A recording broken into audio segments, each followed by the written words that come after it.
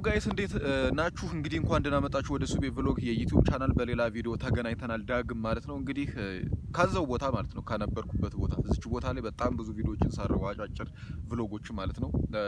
ይገርማችኋል ቪዲዮ ለመስራት አጫጭር ቪዲዮዎችን ለመስራት እዚህ ቦታ ላይ በተደጋጋሚ ይመጣሉ። ምክንያቱም በጣም ጸጥ ያለና ከከተማ የራቀ ቦታ ስለሆነ በጣም ይመቸኛል ማለት ነው። በተለይ እንግዲህ አመሻሽ ላይ እንደዚህ ፀሐይ ልትጠልቅ ስትል ምናምን ነው እዚህ ቦታ ላይ የምመጣው ማለት ነው። እና ከበታችም ገደል ነው ማለት ነው። እንደምታዩት በጣም አጠቃላይ የእይታው ማለት ነው ወይም ላንድስኬፑ በጣም የሚያምር ውብ የሆነ ቦታ ነው ማለት ነው። ከዚህ ቦታ ላይ ተቀምጬ ስመለከተው በተጨማሪም ፀሐይ በምትጠልቅበት ሰዓት ያለው እጅግ በጣም ተፈጥሮ የሆነ ጥሩ ትዕይንት ነው ማለት ነው።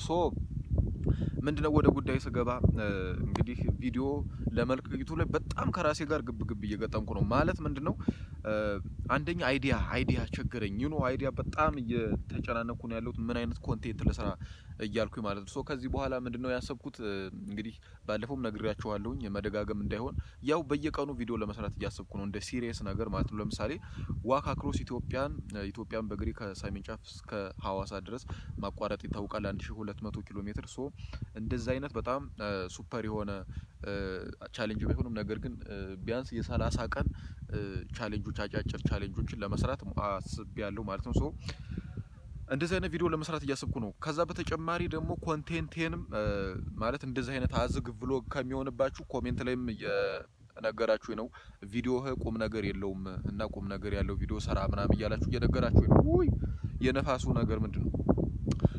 እንደዛ አይነት ቁም ነገር የሌለው ቪዲዮ ዝም ብዬ ሁሌ ማውራት ከሚሆንባችሁ የሪአክሽን ቪዲዮም ልጀምር እያሰብኩ ነው።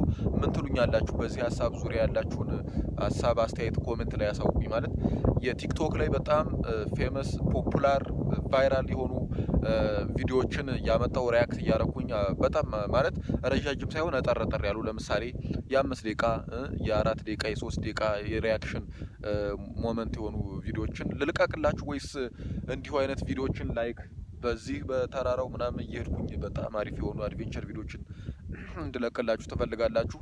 የትኛው ነው የሚሻለው የሚለውን ኮሜንት ላይ ያሳውቁኝ። ያው በሌላ ቪዲዮ አሁን እንገናኛለን። በጣም ስለወደድኩት ነው ይሄንን እይታውን ቦታው ምናምን በተደጋጋሚ ቪዲዮ የምሰራ ማለት ነው። ይመቻችሁ። ፒስ